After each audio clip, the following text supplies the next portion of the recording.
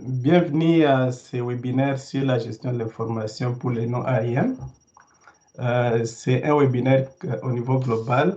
On s'est dit on pourrait justement avoir avec les collègues qui n'ont pas de compétences à gestion de l'information et puis justement pour leur permettre de voir s'ils peuvent travailler sur certains outils avec quelques pratiques qui demandent comme des compétences simples à gestion de l'information. Et pour commencer, je pense que la plupart ou presque tout le monde me connaît.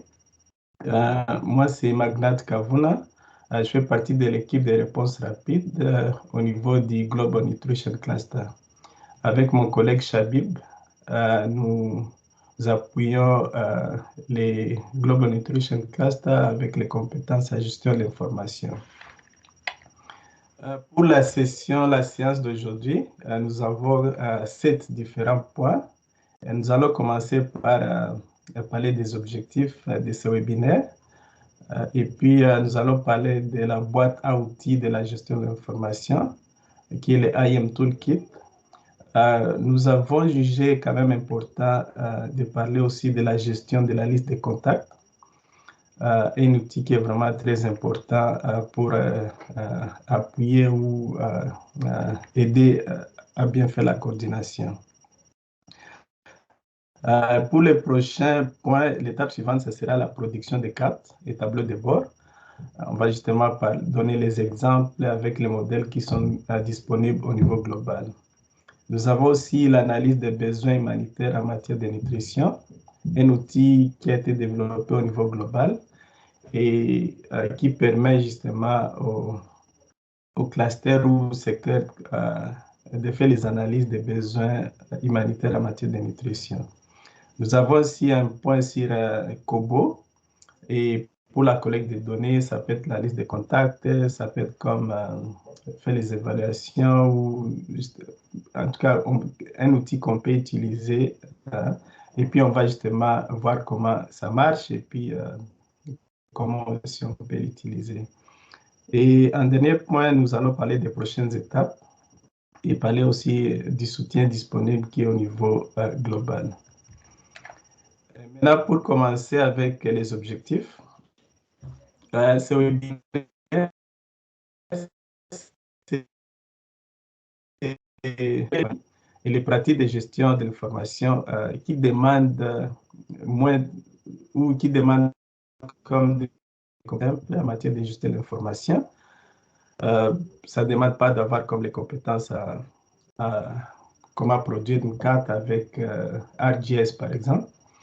Et aussi, en deuxième point, le deuxième objectif, c'est mettre en évidence les soutiens disponibles en matière de la gestion de l'information pour les pays là où il y a des capacités limitées dans les domaines.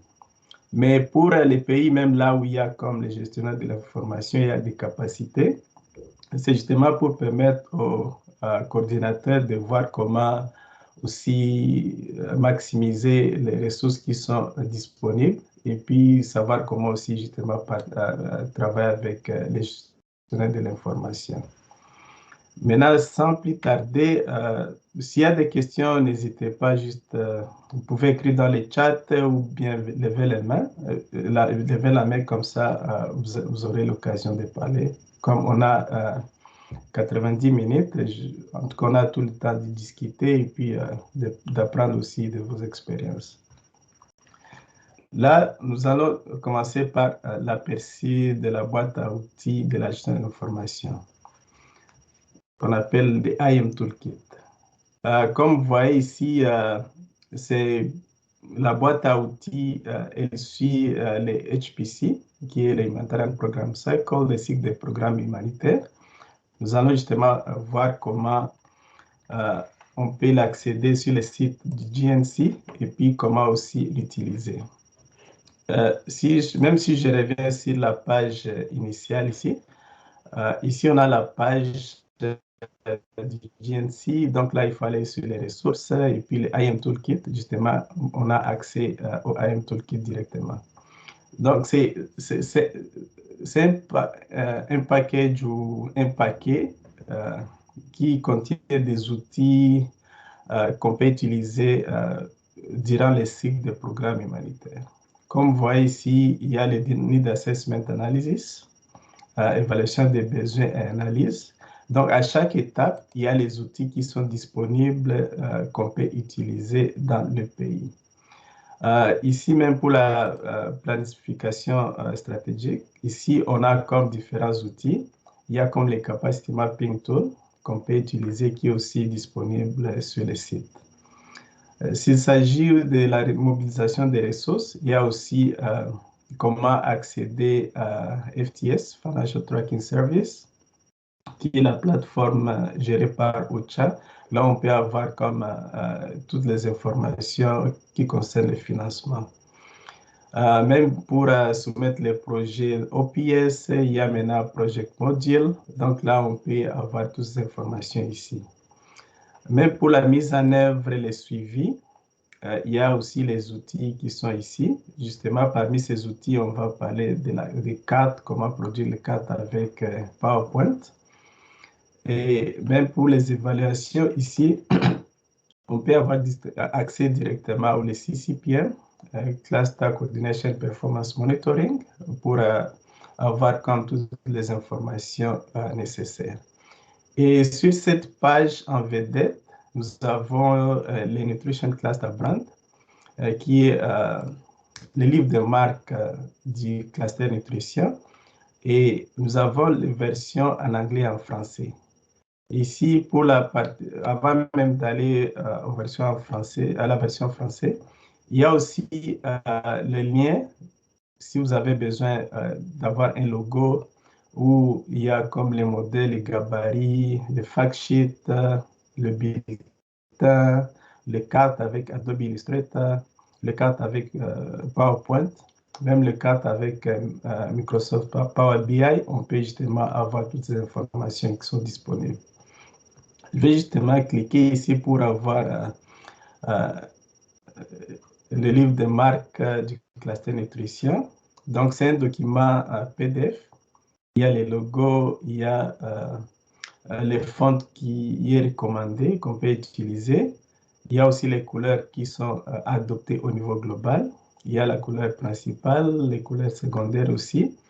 Donc, on peut tout avoir ici. Il y a même les templates. Donc, si vous allez sur le site, vous pouvez avoir accès à ces documents et puis accès à ces modules. Il y a même les icônes qu'on peut aussi utiliser qui sont disponibles dans ces documents. En vedette, comme je disais, il y a non seulement les Nutrition Cluster Brand Book, il y a aussi les Nutrition Humanitarian Need Analysis Guidance for Piloting. Ici, nous allons y revenir parce que c'est les directives qui ont été développées au niveau global. On a les versions en anglais, en français, je parle même en espagnol. Donc, avec différentes étapes, comment faire l'analyse des besoins humanitaires en matière de nutrition. On va revenir sur cette partie. Il y a aussi les compétences à gestion de formation. Et ici, nous allons parler comme les étapes suivantes, parce qu'il y a aussi, les modules sont maintenant disponibles sur Agora. Donc, avec un compte, vous pouvez justement accéder aux modules, prendre les cours, avoir le certificat à la fin. Bref, le AM Toolkit ici, ça suit les cycles de programme humanitaire, qui est comme la façon qui amène tout le monde, que ce soit les agences des Nations Unies, les pays, même la population affectée, à travailler ensemble. Donc ici, en bref, c'est ce que je peux parler concernant la boîte à outils de la gestion de l'information. Et à la fin, nous allons partager les liens. Vous pouvez justement aller sur le site et puis si vous avez des questions, elles seront toujours disponibles. S'il n'y a pas de questions, je vais continuer avec la partie suivante. N'hésitez pas à me dire. La prochaine étape ici, nous allons parler de la gestion de la liste de contacts. C'est un outil apparemment simple, mais qui est vraiment puissant. une base de données qui nous permet d'avoir les noms, les coordonnées des membres de l'équipe, des membres de coordination. Et ici, ce que j'ai partagé, c'est justement pour voir comme au minimum que doit contenir la liste de contacts. Ici, on a comme les noms, ça peut être les noms, les prénoms de notre famille, c'est l'agence, les titres d'agence, Nations Unies, Organisation internationale, Organisation nationale ou membre du gouvernement. Il y a la position. Et puis, avec le même outil, on peut savoir si vous êtes basé au niveau national ou bien si vous êtes au niveau sous-national dans un hub comme en RDC. Il y a les contacts principaux, ça peut être les contacts secondaires. Il y a les courriels, ça peut être le courriel de l'organisation, le courriel privé. Et on peut aussi avoir comme l'information qui est taguée, si vous êtes le point focal ou bien vous êtes quelqu'un qui appuie juste au niveau de la coordination. Et avec le même outil, on peut aussi voir si vous faites partie du SAC, du comité stratégique, ou s'il y a comme des groupes de travaux auxquels vous participez. Donc, on peut avoir toutes ces informations ici. Parmi les bonnes pratiques, c'est justement avoir comme une base de données qui est maintenue au niveau du pays ou au niveau national et avoir quelqu'un qui est désigné, qui va mettre à jour la liste de contacts et juste mettre à jour la liste de contacts régulièrement. Il y a un exemple que je vais juste partager ici. C'est la liste de contacts qui est faite avec Google Drive. Ça, c'est l'exemple IT. Et ça permet justement à tout le monde, bon, si je dis tout le monde, au départ, c'est l'équipe de coordination qui a accès à la plateforme, d'avoir accès à toutes les informations qui sont saisies dans la liste de contacts. Et pour avoir ces informations ici, il y a un autre moyen de faire ça. On a mis les liens pour s'inscrire à la liste de contacts. C'est juste un formulaire avec Google Form. S'il y a comme un nouveau membre qui va remplir l'information, il y a la notification qui sera reçue dans le courriel. Et puis la personne qui est chargée de mettre ça à jour va valider l'information et mettre sur la liste de contacts. Donc, il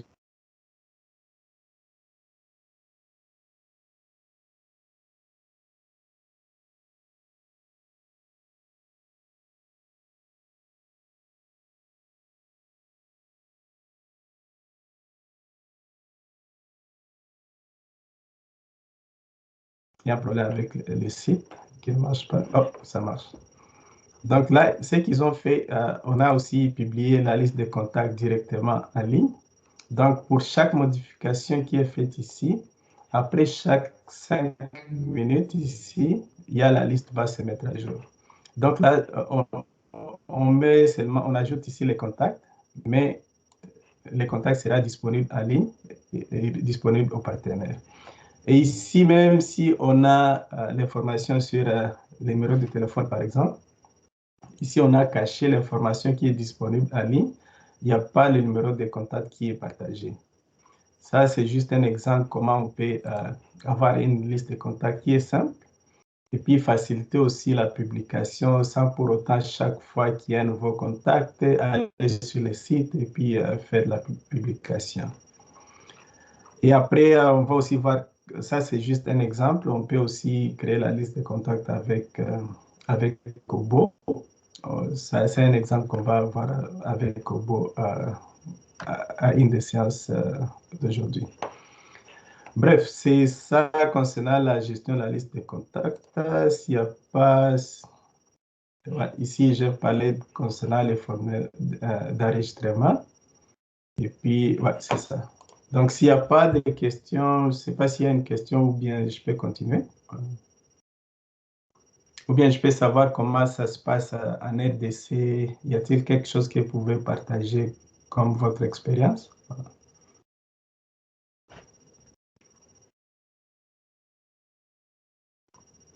Khalil, c'est pas où Alain.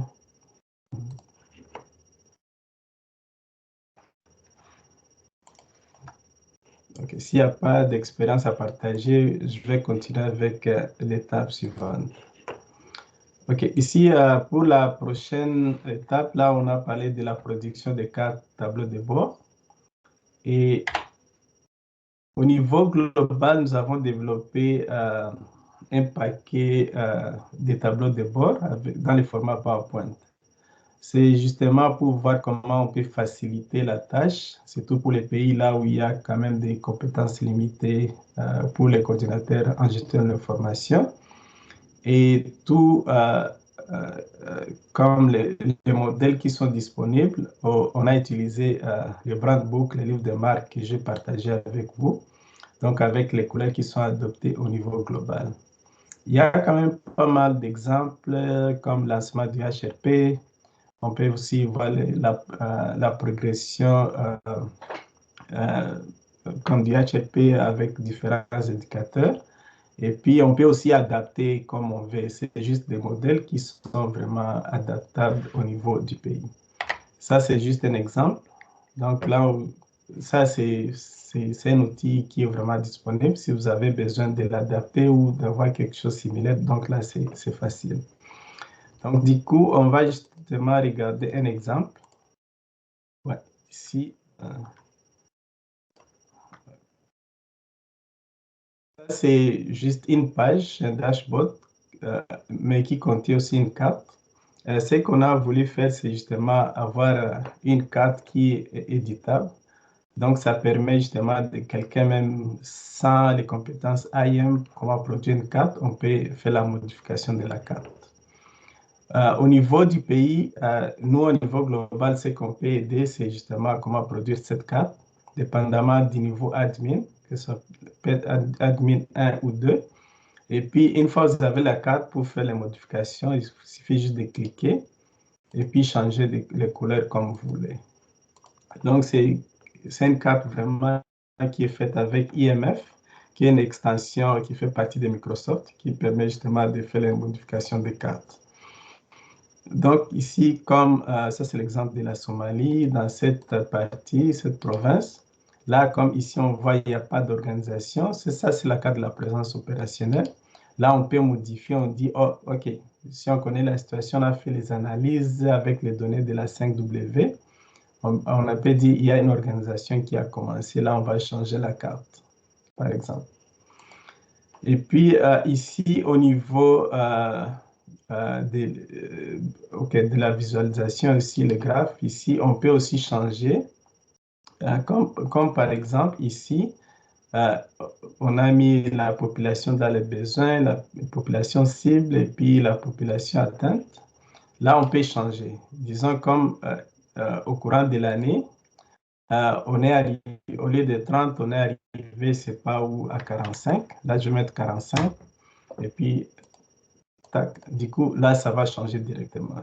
Donc là, ça ne demande pas comme de faire beaucoup d'analyses. Les mêmes outils, on peut l'utiliser pour faire les changements comme on veut. Ici, si on veut changer les noms ici de l'activité, là, on peut changer. Et puis là, 1.2, directement là, ça change directement. Donc, on peut mettre tout ce qu'on veut. Ici, les informations là aussi, on peut changer. Et puis, ça ne demande pas vraiment de passer du temps pour faire comme les analyses ou utiliser comme les outils. Soit on n'a pas ces compétences, donc on peut utiliser quelque chose pareil et avoir comme l'analyse ou la visualisation qu'on veut.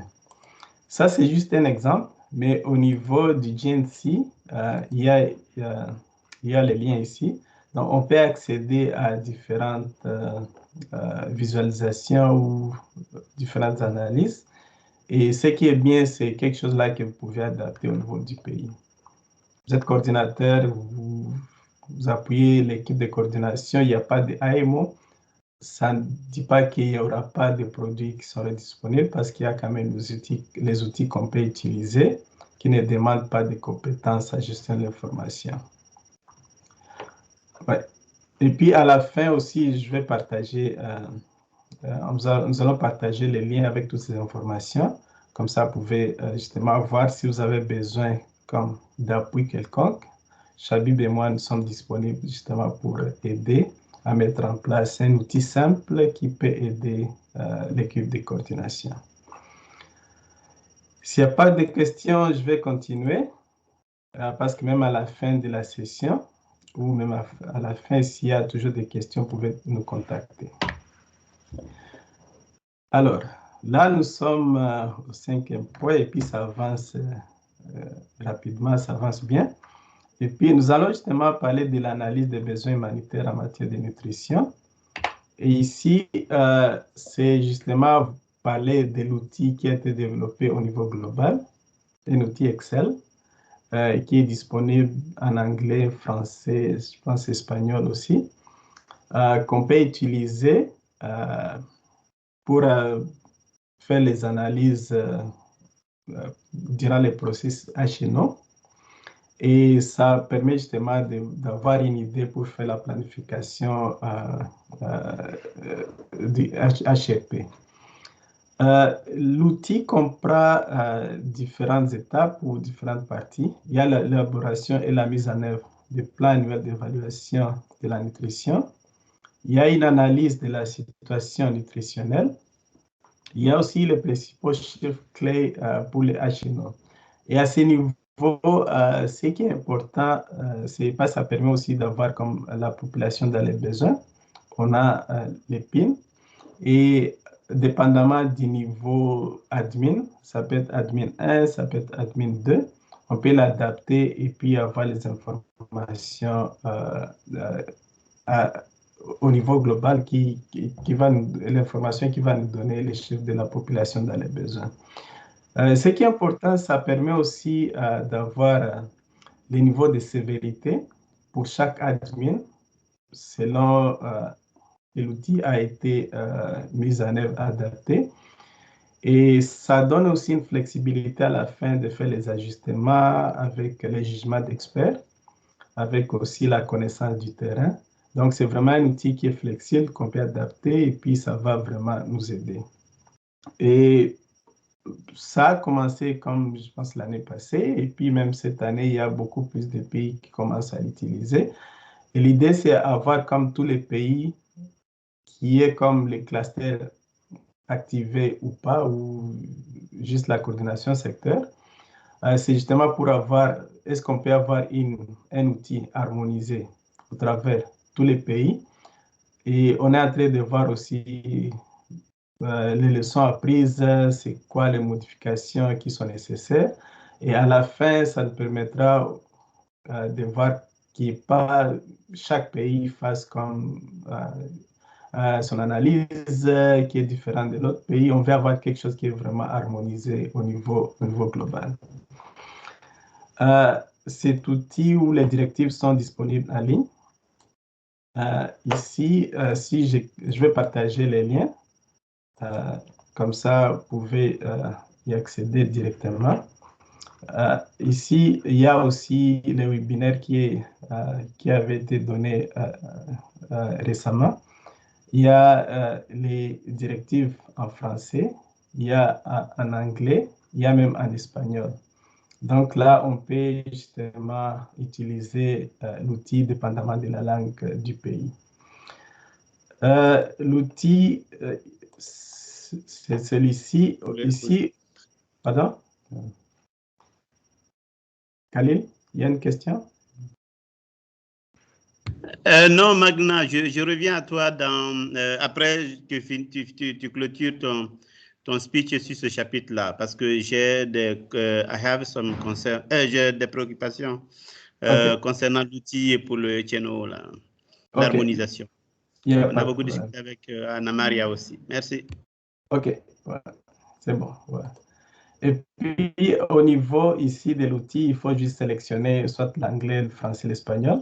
Et puis, une fois on sélectionne le français, tu vois, il y a comme toutes ces informations en français.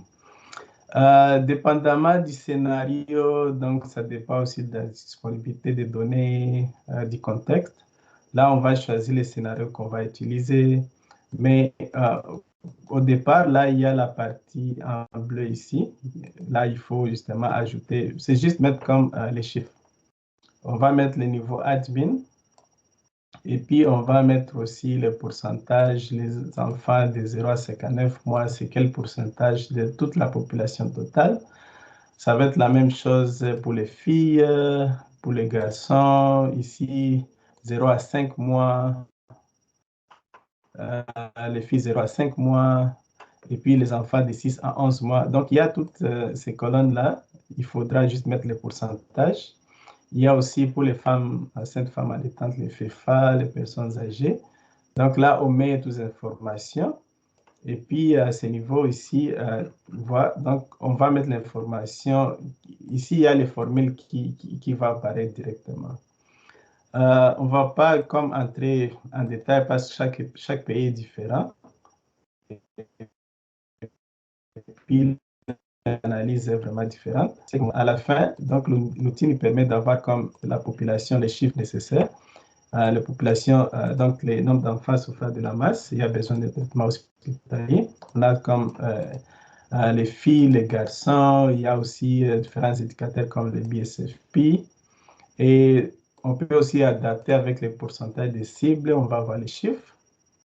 Et au final, on va avoir aussi les chiffres totaux, et que ce soit pour les enfants de moins de 5 ans et les FEFA, et avoir aussi les pourcentages des personnes handicapées, donc pour avoir toutes ces informations. Ça, c'est juste un outil au niveau global. Et puis, donc, il faut adapter au niveau du pays avec les informations qui viennent de l'enquête SMART. Et on peut aussi faire les ajustements avec les résultats IPC. Donc là, il est au niveau global. Donc, on peut l'adapter dépendamment du contexte du pays. Il y a aussi la classification ici, l'essai de classification. Donc, il y a les phases 1 à 5. Donc, il y a les essais qui sont vraiment préétablis. On peut aussi adapter au niveau du pays ou de la région. Autre chose, c'est au niveau ici, en tout cas, ce que moi j'ai trouvé aussi très important, ça permet aussi d'avoir la phase de classification qui est automatique. Et ici, on peut aussi soit ajuster avec la connaissance, l'expérience du terrain, avoir la phase qui peut être ajustée ici en rapport avec la situation. Bref, n'allons pas entrer dans les détails avec cet outil parce que chaque pays il est différent, avec différentes informations. L'idée ici, c'est justement pour informer que cet outil existe. Et j'ai vu comme dans certains pays, les coordinateurs qui utilisent l'outil, et puis ça va générer comme l'information, ça qui est comme un gestionnaire d'information dans le pays. Et ce qui est bien parce qu'au niveau global, nous, Chabib et moi, on s'occupe de la gestion de l'information, mais il y a aussi des collègues qui s'occupent de tout ce qui est des questions Nutrition Information System, donc qui sont vraiment disponibles pour aider et pour faire comme donner les directives nécessaires, les ajustements nécessaires pour avoir les résultats à partir de cet outil. Khalil, si tu as des questions ou des commentaires ou partager l'expérience, l'utilisation de l'outil, tu es la bienvenue. Merci beaucoup, Magnat. C'est toujours un plaisir hein, d'avoir des échanges avec vous et Chabib. Juste partager avec vous un commentaire sur cet outil que vous voulez harmoniser pour l'estimation PIN cible au niveau des pays. Notre problème à nous, et je crois qu'on a discuté avec Anna Maria, comme j'avais commencé à le dire tout à l'heure, c'était que effectivement, cet outil, il tire la matière de la substance des résultats IPC-IMEN, en tout cas des seuils qui sont retenus pour le IPC-IMEN. Nous, notre problème, c'est ce qui d'ailleurs nous a poussé à nous engager dans le IPC-IMEN cette année. Mais nous avons eu pas la surprise, mais en tout cas, nous avons eu on a eu l'honneur de faire l'exercice, mais le résultat était peu utilisable dans ce sens que nous avons eu les données valables à être analysées pour IPCAMN seulement pour 70 zones de santé sur les 519 zones de santé que compte le pays. Donc, du coup, il était assez difficile de prendre l'IPCAMN comme étant pour définir un peu le nombre de personnes dans le besoin. Il était seulement valable pour les 70 zones de santé, alors que ça représente peut-être 20%, même pas, ou 25% de tout le pays. Alors, pour des pays comme le nôtre, on n'est pas le seul. Je sais qu'il y a des grands pays, hein, il y a le Nigeria, il y a d'autres pays.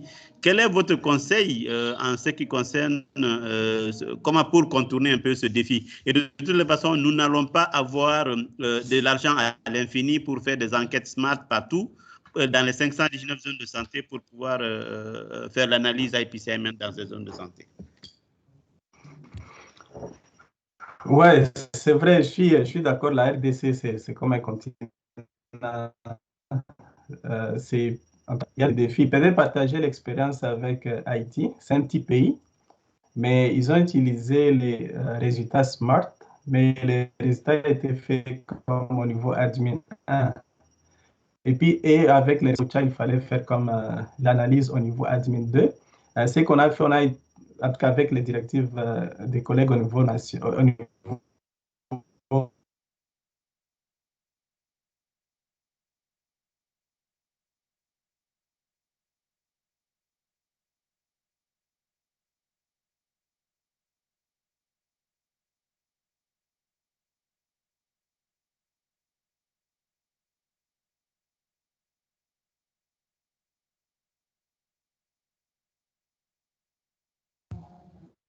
Le son est coupé pour moi. Est-ce que c'est pour tout le monde, chers collègues? Je n'entends plus rien depuis 1 minute. Oui, pareil. Oui, c'est le même pour moi.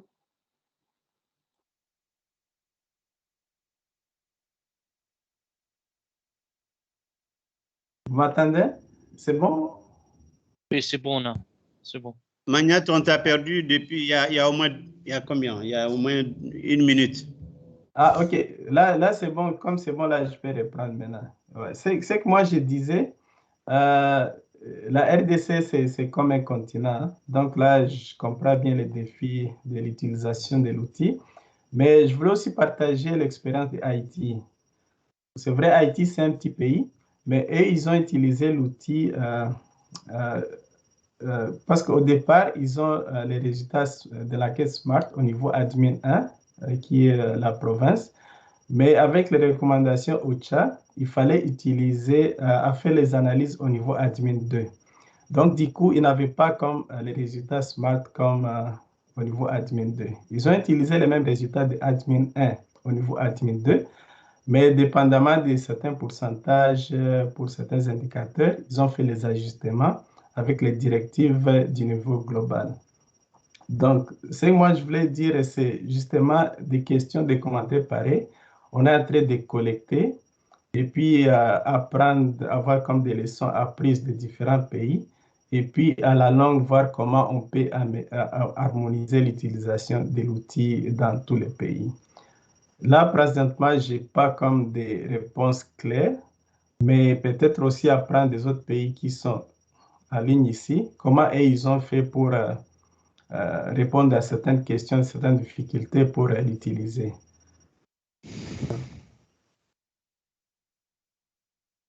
Y a-t-il quelqu'un qui peut partager son expérience qu'ils ont utilisé ou sinon c'est quelque chose qu'on pourra justement aussi voir même après et puis voir comment aussi répondre aux questions.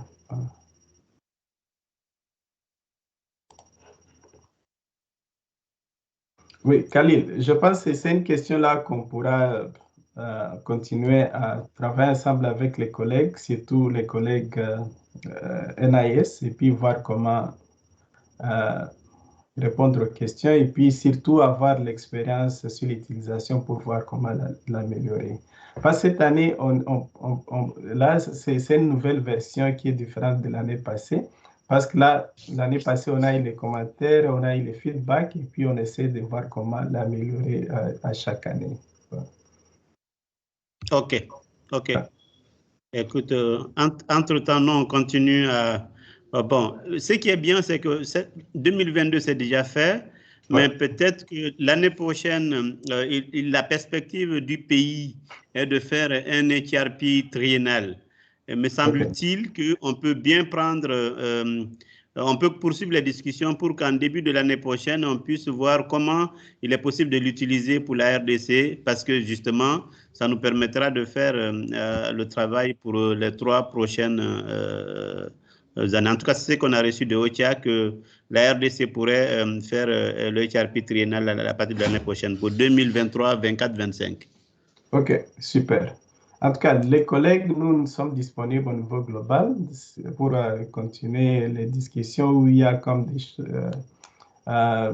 des initiatives peuvent commencer bien en avance. Là, nous serons disponibles pour en parler. Merci.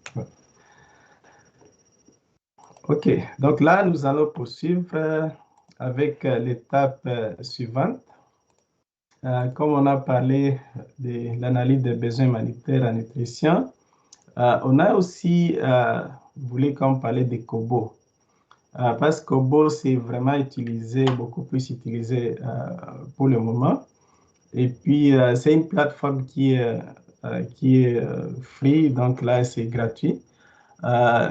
Conçu par Harvard Humanitarian Initiative. Il y a aussi, donc, qui est hébergé aussi par OCHA. On peut l'utiliser pour différentes requêtes. Et puis, on a GBON donc partagé parce qu'il y a certains pays qui ne sont pas au courant. Peut-être pour certains, ils sont quand même avancés. Et c'est un outil qu'on peut utiliser même pour gérer la liste de contacts. Plus rapidement, je vais juste vous montrer s'il y a comme des pays qui ne sont pas au courant. Ça, c'est Kobo Toolbox. Donc là, on peut formuler rapidement et avec les formulaires, collecter les données comme on veut. Je vais juste créer un formulaire comme rapidement ici. Comme j'ai dit, on va faire comme la liste de contacts. Je vais juste créer quelque chose là simple, 2 minutes, et puis voir comment c'est simple qu'on peut utiliser. OK, là, il faut juste créer un nouveau projet. J'ai mis les noms du projet et puis on va juste mettre comme quelques questions que les partenaires pourront remplir. Du coup, comme c'est pour la liste de contacts au début, on peut se dire, OK, là, ça va être comme les noms. Et puis, on peut avoir comme différentes questions comme soit le texte, là, je vais dire l'organisation. Et puis, on peut dire, OK, si je veux avoir la liste de contacts, j'aurai besoin du nom de l'organisation ou bien soit avoir aussi les types d'organisation. Il y a différentes options ici. Je peux sélectionner ici, je peux avoir comme cette option. Et puis là, la question, ça va être comme type d'organisation. Et puis, la première option, ça peut être comme une ONG nationale. La deuxième option, ça va être ONG internationale. Et puis, je peux aussi ajouter une autre option qui est comme Agence Nations Unies. Ça, ou bien l'autre option, ça peut être comme le gouvernement. Ça, c'est juste un exemple. Et puis, si une fois je mets comme Save, donc là, j'ai mon formulaire ici que je suis en train de créer. Donc là, je peux justement avoir ces informations dans Preview. Ouais, ça va venir. Mais ici, je peux me dire, OK, pour moi, les noms, c'est quelque chose vraiment qui est important. Donc là, je vais justement aller sur les noms. Je vais mettre ça comme une question qui est obligatoire, mandatory. Donc, il faut que chaque partenaire mette les noms ici et puis je vais mettre Save. Une fois j'ai fini, donc là, il y a mon formulaire là que j'ai créé. Donc là, ce que moi je vais faire, je vais justement retourner ici. Ça devrait comme venir ici. La liste de contacts. Je n'ai pas encore déployé. Ce que moi je vais faire, je vais juste déployer ici. Une fois que j'ai déployé le formulaire ici, je peux comme copier les liens. Je viens ici. J'ai mon formulaire que j'ai créé ici. Là, j'ai mis les noms comme obligatoires. Donc, il faut que la personne écrit son nom. Il y a l'organisation. Et puis, on va sélectionner les types d'organisation. ONG internationale, Nations Unies, gouvernement. On peut aussi ajouter autre, puis on met une condition. Et puis, on va envoyer. OK. Et puis, ce qui est bien avec Kobo, c'est quelque chose qui peut être utilisé offline ou bien online. Donc, on peut utiliser même sans connexion Internet. Et puis après, quand on a la connexion Internet, on peut justement envoyer. Et aussi, un autre avantage, on peut utiliser sur différentes plateformes. Ça peut être comme le téléphone, une tablette ou l'ordinateur. Donc, on peut faire la saisie des données et puis envoyer. Avec les comptes d'organisation, toujours recommandé d'utiliser les comptes de l'organisation. On peut avoir un compte pour la coordination. Et puis, avec cette action, on peut utiliser pour différentes requêtes. Bref, c'est une plateforme qui est disponible, qui peut être utilisée et qui est recommandée justement pour faire la collecte de données ou pour avoir comme une information qu'on veut collecter auprès des partenaires. OK, ça c'est fini avec Kobo, s'il n'y a pas de questions. Donc la dernière étape, là on va parler comme c'est quoi les prochaines étapes et puis le soutien qui est disponible au niveau global. Nous avons le catalogue d'apprentissage en ligne pour la gestion de l'information. Et puis ici, je pense que je l'ai ouvert ici. Donc là, on peut l'utiliser avec un compte UNICEF. Moi, j'utilise avec mon compte UNICEF. Mais comme c'est Agora, on peut avoir un compte comme visiteur. Donc là, on peut avoir accès, même sans avoir un compte UNICEF. Et comme là, j'ai parlé comme des compétences, comment créer un formulaire avec Kobo. Il y a aussi un cours qu'on peut prendre ici, une formation. Donc là, comment utiliser Kobo. Il y a aussi, si vous avez besoin comme d'avoir comme des compétences, avoir des compétences basiques en Excel, on peut avoir comme cette formation. Et ce qui est bien à la fin, vous avez les certificats, vous pouvez justement ajouter comme dans le développement de carrière aussi. Il y a aussi des formations, je pense qu'on peut mieux si on ne parle pas. Il y a aussi quand même des formations. Ça, je vais essayer justement de mute s'il n'y a pas de collègues qui parlent. Ouais, c'est bon. Ouais. Et puis ici, il y a aussi quand même différentes formations. On peut prendre les cours et puis après avoir les certificats qui peuvent être vraiment utiles. Et l'autre soutien disponible au niveau global, il y a aussi la demande d'assistance technique.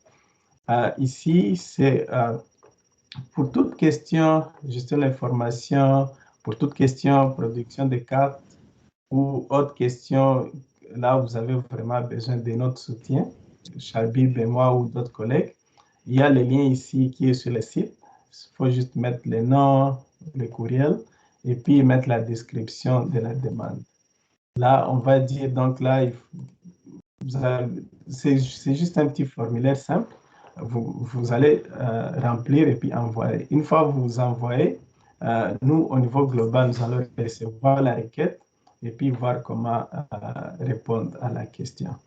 Bref, il y a c'est beaucoup d'informations, des liens que nous avons partagés ici durant la session. Mais après ce webinaire, nous allons aussi mettre tout ensemble, le recording de ce webinaire avec la présentation PowerPoint et nous allons vous partager. Et si vous avez des questions, mon collègue Shabib et moi, nous sommes toujours disponibles pour répondre aux questions.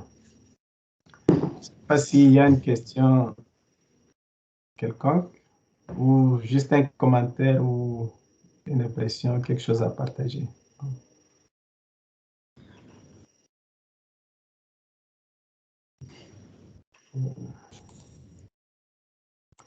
S'il n'y a pas... S'il n'y a pas de questions ou de commentaires, je pense que nous sommes arrivés à la fin de ce webinaire. Merci pour la participation. Nous allons partager toutes ces informations.